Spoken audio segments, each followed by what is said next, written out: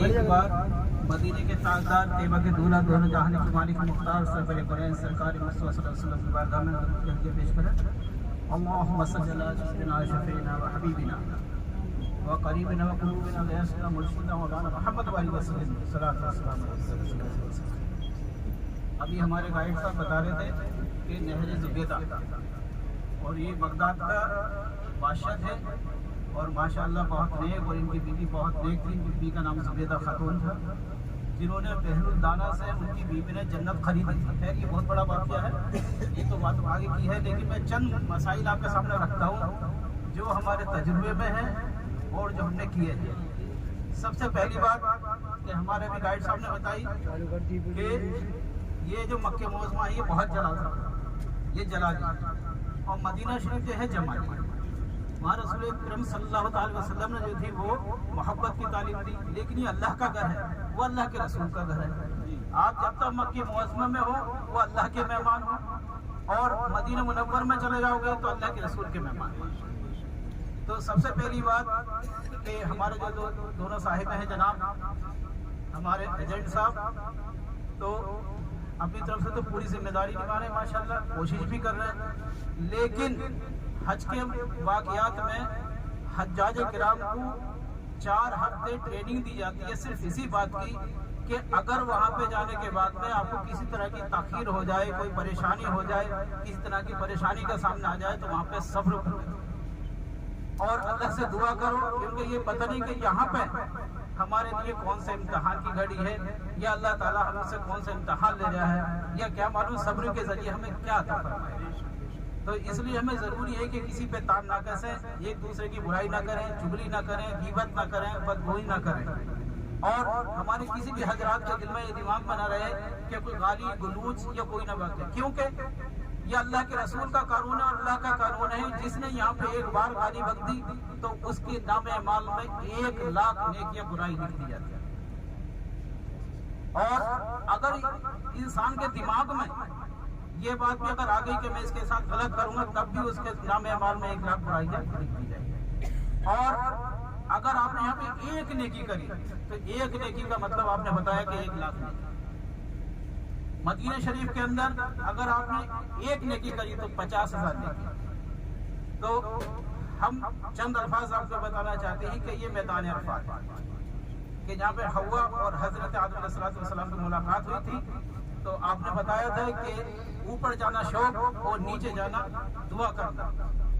जब कोई भी औलाद अपने माँ के पेट में होती है या अपने आगोश में होती है तो वो ज्यादा सुकून पाती है। हम नीचे से दुआ करेंगे तो इंशाअल्लाह ताला हमारी जल्द बारगाह में कबूल होगी।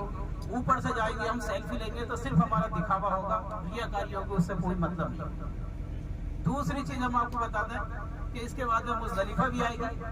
तो कुछ हजरात मीना से होने के बाद कभी कुछ हजरात रात में ही मीना में तशरीफ ले आती। मीना से ये कुछ हजरात जो सुन्नत का तरीका है वो मीना से फजर की नमाज पढ़ने के बाद में तशरीफ लाए तो वो सुन्नत तरीका है। लेकिन अगर हम सुन्नत तरीके के हिसाब से आ जाती है तो हमारे कैंप फुल हो जाती है। कभी कभी उन हजरातों को कैंप में जगह नहीं मिलती, जिससे बाहर उन्हें रहना पड़ता है, जिसके जरिए पिछले साल हमने देखा बाहर लोगों से गर्मी बर्दाश्त नहीं हुई और काफी लोग बेचारे बेहोश हुए, कुछ किसी शहीद हो गए बेचारे। तो इस तरह से बहुत वाकया सामने आए हैं।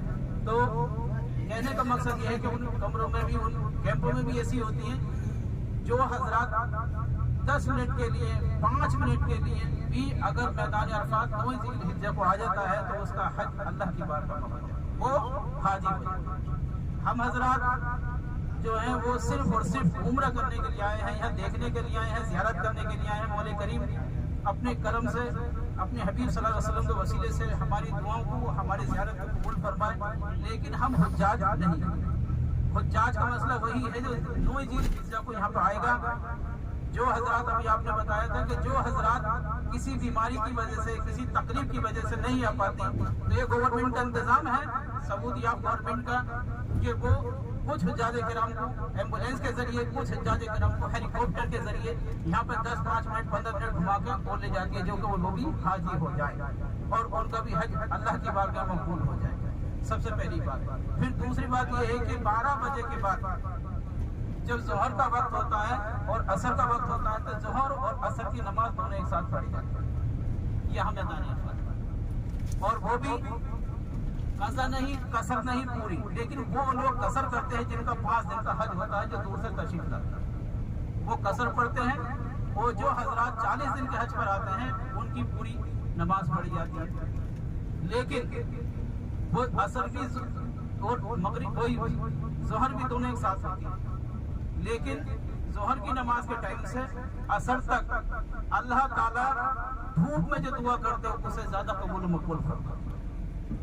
اور عصر کی نماز کے بعد میں پھر چند منٹ کے لیے پھر دعا کیجیے، اور نماز مغرب سے پہلے جو ہے عرفات سے آپ مزدلفہ کے لیے روانہ ہوئیے. جب مزدلفہ کے لیے آپ جاؤ گے تو مزدلفہ میں آپ کو چاہے رات کے 10 بجے 11 بجے یا 12 بجے یا 1 بج جائے. اس کے بعد آپ کو یہ لازم ہے اذان پڑھیں اور ایک ہی تکبیر کے ساتھ پہلے نماز مغرب ادا کریں گے، پھر دوسری جماعت کریں گے، دوسری جماعتیں پھر نماز عشاء تک کریں گے. لیکن وہ بھی قصر نہیں ادا کریں گے، نہ قضا کریں گے نہ قصر کریں گے. آپ پوری نماز پڑھیں گے جو 40 دن کے لیے حج پہ آتے ہیں. اس کے بعد رات میں دعائیں کریں. اور ہاں کچھ حضرات ایسے بھی ہیں جو نماز میں یعنی کہ عشاء کے بعد میں 2 بجے 1 بجے 3 بجے عصر سے پہلے مزدلفہ چھوڑ کے چلے جاتے ہیں.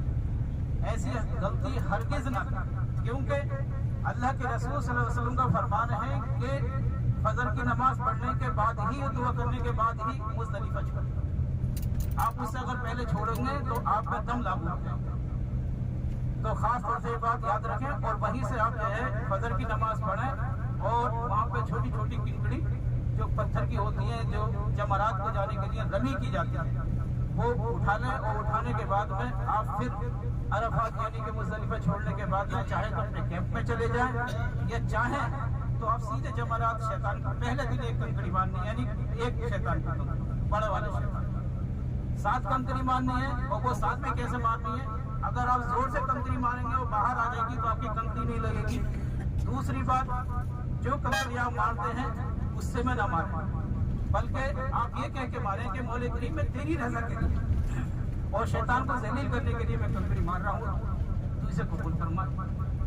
تیسری بات، نیچے جو کنکڑی گر جاتی ہے آپ اسے ہرگز نہ اٹھائیں ورنہ ماننے نہیں، وہ نہیں مانی جائے گی. اور اب انشاءاللہ تعالیٰ آپ کے پاس یہ نہر زبید آ چکی ہے انشاءاللہ تعالیٰ، تو آپ اس کا انتظار کریں انشاءاللہ تعالیٰ. اللہ تعالیٰ ہم سب کو نیک لوگ میں شمار کرے مولا کریم، اور ہمارے گناہوں کو ہمارے عمر کو اپنی بارگاہ میں ہماری عبادت اور ریاضت کو اپنی بارگاہ میں قبول فرمائے. آمین. جی حاجی صاحب یہ آپ سیدھے حال کی طرف دیکھیں. یہ نہر زبیدہ ملکہ زبیدہ جو خلیفہ ہارون رشید عراق کا بادشاہ تھا اس کی بیوی تھی اور نیک صالح بیوی تھی، اور اس کے محل میں 100 حدیث کام کرتی تھی اور قرآن پاک کی تلاوت کرتی تھی. جو بھی اس کے محل سے گزرتا اور تلاوت قرآن پاک کے گونجنے کی ایسی آواز آتی جیسے کوئی شہر کی مکھیوں کا گروہ جا رہا ہو، تو اس کی گونجنے کی آواز آتی ہے. وہ حج کے موقع پر آئی، وہ مینا میں بھی گزارا، عرفات میں بھی گزارا، مزدلفہ میں گزارا. اس نے دیکھا کہ سب کچھ ہے جیسے حجاج کرام آپ نے یہ سامنے بتایا ہے کہ پانی کی پیاس کی وجہ سے بہت سے حجاج کرام شہید بھی ہو جاتے ہیں. اور اس نے اللہ پاک سے دعا کی. تھوڑا سا آگے والی ریاست زیارت جو ہے قریب آ گئی ہے، اور مولانا صاحب نے بہت اچھے انداز میں جو ہے بتایا ہے حاجی صاحبان کو. اور جیسا کہ آپ صلی اللہ علیہ وسلم کی حدیث مبارکہ ہے کہ 10 ذی الحج کی جو رات ہے یہ لیلۃ القدر سے بھی بڑھ کر رات ہے. اور فجر کی نماز پوری رات گزارنے کے بعد فجر کی نماز ادا کرنے کے بعد سورج کی جیسے ہی کرن نظر آتی ہے 10 سے 15 منٹ کا جو ٹائم ہے یہاں پر گزارنا واجب ہے. یہ نہ ہو جیسا کہ انہوں نے صاحب بتایا ہے کہ آپ آدھی رات کو 10 بجے 11 بجے آپ ہوٹل میں جا کے سو جائیں، صبح آئیں اور اس کے بعد جو ہے آپ 10-11 بجے آپ زوال ٹائم میں نکل کر ہمارے. اور وہ اپنے سب کچھ دیکھا، اپنے ملک چلے گئے. جا کر اس نے خلیفہ ہارون رشید کو بتایا کہ جا کر میں یہ کام کرنا چاہتی ہوں، کیونکہ ہم سب حاجی صاحبان مرد حضرات یہی سوچتے ہیں ہم کوئی ایسا کام کر جائیں جو زندہ ہے تو ہمیں ثواب ملتا رہے، مر جائیں کیونکہ مرنا ہم سب نے ہے، مر جائیں تو ہمیں قبر میں جا کر ثواب ملتا رہے. کوئی گھر کے ساتھ دینی مدارس بن رہی ہو، کوئی مسجد بن رہی ہو. اگر آپ کو چاہتے ہیں، کیونکہ مائنڈ میں ہر وقت جو ہے ہمارا شیطان تو ہر وقت ہمارے ساتھ ہے، ہم یہ کہتے ہیں ہمارے پیسے کوئی مولوی صاحب کھا نہ جائے، کوئی استاد کھا نہ جائے، تو ہم ایسا کریں کہ اپنی جیب سے کوئی اینٹ لا کر دے دیں، ایک سیمنٹ کی بوری لا کر دے دیں، جب تک وہ آباد رہے گی آپ کو ثواب ملتا رہے گا، چاہے آپ زندہ ہیں چاہے آپ دنیا کو چھوڑ دیں۔ اور یہ آپ دیکھیں مزدلفہ کا میدان، اور حجاج کرام 10 ذی الحج کی رات جو ہے یہاں پر گزارتے ہیں کھلے آسمان کے نیچے، چاہے کوئی بڑا سے بڑا بادشاہ، سی ایم پی ایم، بڑا سے بڑا پردھان منتری کیوں نہیں ہے، کھلے آسمان کے نیچے رات گزارتے ہیں، اور کوئی خیمہ نہیں ہوتا، کوئی چھت نہیں ہوتی ہے تو صرف آسمانی چھت ہوتی ہے، اور حجاج کرام دعائیں کرتے ہیں۔ اور آگے مسجد مشعل الحرام جو سال میں ایک مرتبہ کھل جاتی ہے، جس کا ذکر جو ہے قرآن پاک میں بھی ہے، دوسرے پارے سورۃ بقرہ میں عند المشعل الحرام، یہ بھی سال میں ایک مرتبہ کھل جاتی ہے۔ آپ صلی اللہ علیہ وسلم نے اسی مسجد نماز ادا کی، اور سب حاجی صاحبان جو ہے درود پاک پڑھتے رہے، اللہم صلی علی سیدنا و مولانا محمد وعلی آل سیدنا و مولانا محمد وبارک وسلم وصلوا علیہ۔ دو مینار والی مسجد مشعل الحرام سب حاجی صاحبان زیارت کریں۔ اور جب یہ 10 سال کا عرصہ لگ گیا، یہ مکمل ہو گئی، تو اس کا حساب و کتاب والا رجسٹر جو ہے وہ ملکہ زبیدہ کو جا کے پیش کیا، اور نیک صالح ملکہ تھا، اور اس نے ایک ہاتھ سے لیا اور دوسرے ہاتھ میں جو ہے دریائے دجلہ میں پھینک دیا۔ دریائے دجلہ عراق بغداد سے یہ نہر بنائی گئی، اس نے اپنے مالی خرچے میں سے بنائی، کسی سے کوئی فنڈ نہیں لیا، کوئی عطیہ نہیں لیا۔ اور جب اس کا حساب و کتاب والا رجسٹر دیا نا ملکہ زبیدہ، اس نے ایک ہاتھ سے لے کر دوسرے ہاتھ میں دریا میں پھینک دیا، اور مینیجر سے تھا وہ حیران رہا، اس نے کہا ہے ملکہ آپ نے دیکھا ہی نہیں اس میں کتنا خرچہ آیا ہے۔ وہ کہنے لگی، اس نے جو آخر والی 2 باتیں کہی، ایک تو اس نے دعا مانگی، دوسری جو اس سے پہلے والی بات کی اب سب سے سننے والی ہے۔ اور کہتے ہیں نا کہ عورت کے بارے میں معاشرے میں جتنی بھی باتیں کی جائیں وہ ماں ضرور کہلائے گی، ماں میری ہو چاہے ماں آپ کی ہو۔ باپ کے بارے میں اور معاشرے میں جتنی بھی باتیں کی جائیں وہ باپ ضرور کہلائے گا، باپ میرا ہو یا باپ آپ کا ہو۔ اور اس نے کہا میں یہاں پر کسی سے کوئی حساب نہیں لیتی، اللہ پاک اس کا جو اجر ہے وہ مجھے قیامت والے دن ملے گا۔ اور اس نے دعا کی، اے اللہ میں یہاں پر کسی سے کوئی حساب نہیں لیتی، آپ بھی مجھ سے قیامت والے دن کوئی حساب نہ لینا، مجھے بغیر حساب بخش دینا۔ اور یہ دیکھو کہ اللہ پاک نے اس کو زندہ ہوتے ہوئے بھی جنت کی سیر کروا دی تھی خواب۔ اس نے بہلول دانا سے، جیسے کہ مولانا صاحب بتایا ہے، بہلول دانا سے 100 دینار کا گھر لیا تھا۔ اور یہ آپ دائیں بائیں دیکھیں، دائیں طرف دیکھیں، یہ کنکریاں نظر آ رہی ہیں۔ حجاج کرام جو ہیں یہ 49 کنکریاں اٹھاتے ہیں اور جمرات کے مکان پر جاتے ہیں۔ پہلے دن 10 ذی الحج کو 7 کنکریاں بڑے شیطانوں کو مارنے کے بعد خیموں میں آ جاتے ہیں۔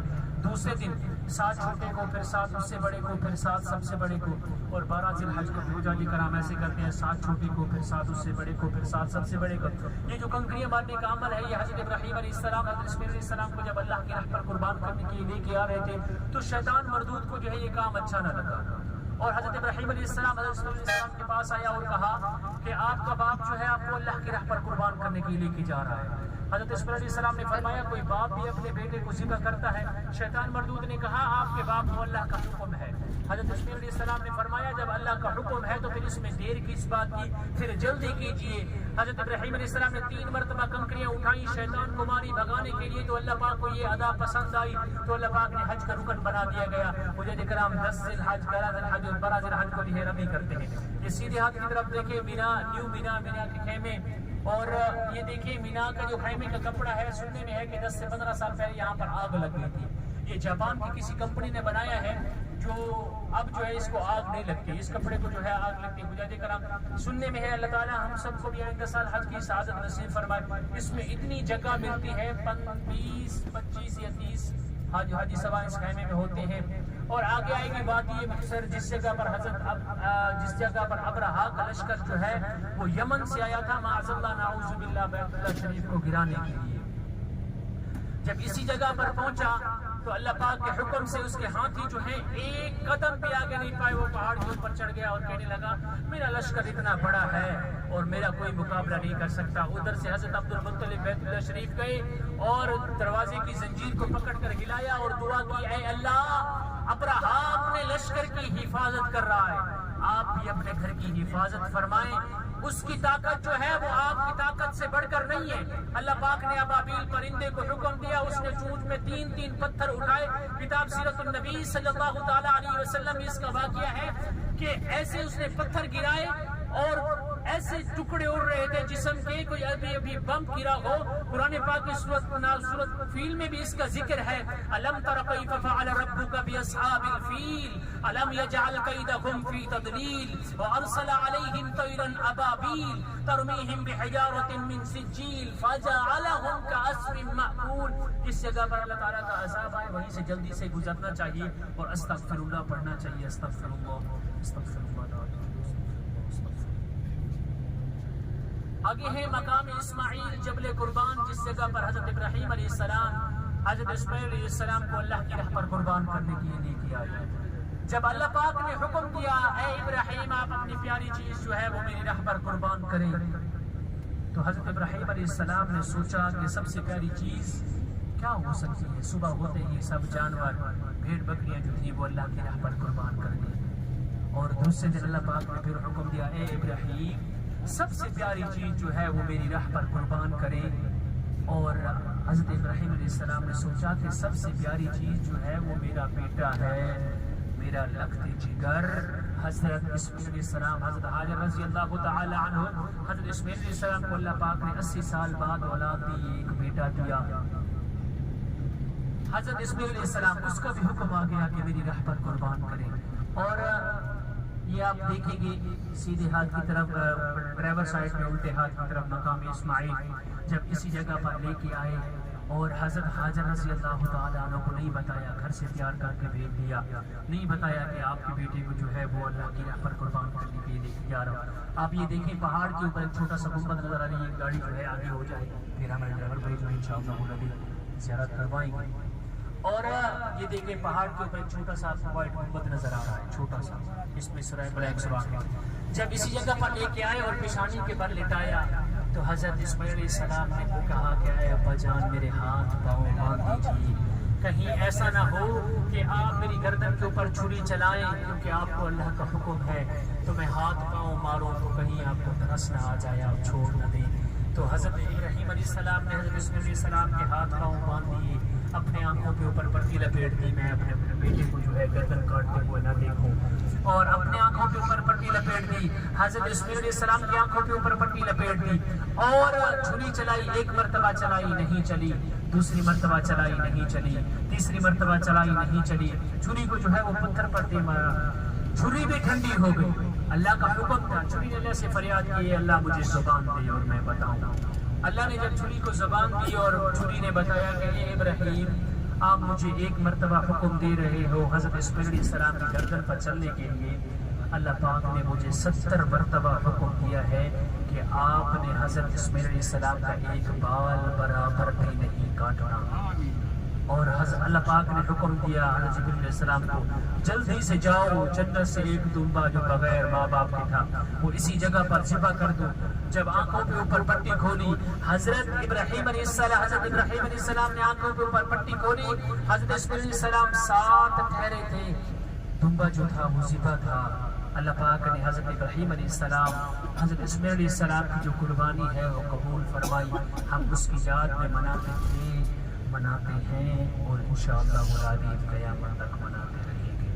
اور اس کے بعد آپ سبھا کی سماعت جب یہاں پر آتے ہیں، آپ جس ملک میں رہتے ہیں وہاں پر غیر مسلموں کی اکثریت بہت زیادہ ہے، پھر بھی ہمارا مسلمان کبھی ایمان کی طاقت سے نہ ان سے کبھی ڈرا تھا نہ ڈرا ہے، نہ انشاءاللہ العزیز قیامت تک ڈرتا رہے گا۔ ہر وقت بھی جب بھی آتا ہے ہم بھی ڈیلی کے ڈیلی زیارت کرواتے ہیں، جب بھی آتا ہے خشوع خضوع کے ساتھ ادب و احترام کے ساتھ عمرہ کرتا ہے۔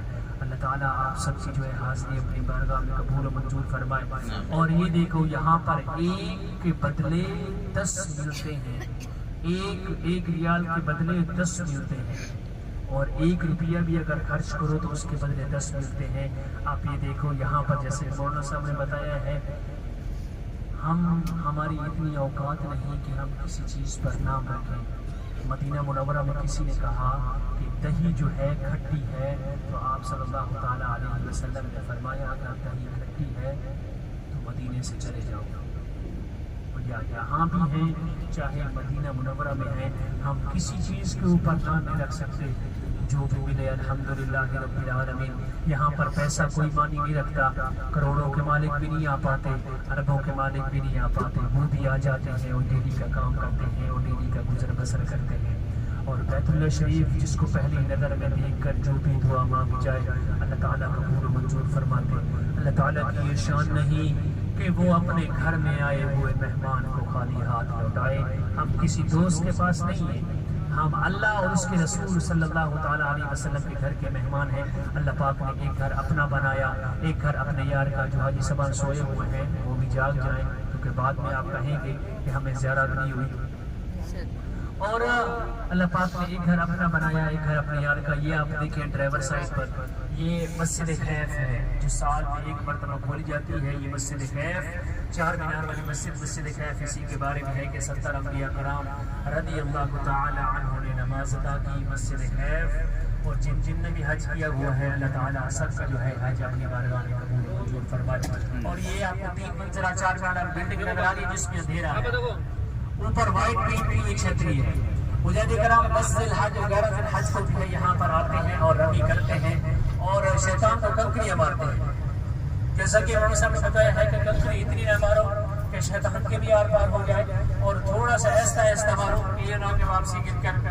کچھ حاجی صاحب جو ہیں ایک تو زیادہ بھی اٹھا دیتے ہیں, وہ کیوں ایسے گر جائے تو اٹھاتے نہیں ہیں, اور بھی ہوں پھر جب 49 کنکریاں مارنی ہوتی ہیں. اور اللہ پاک نے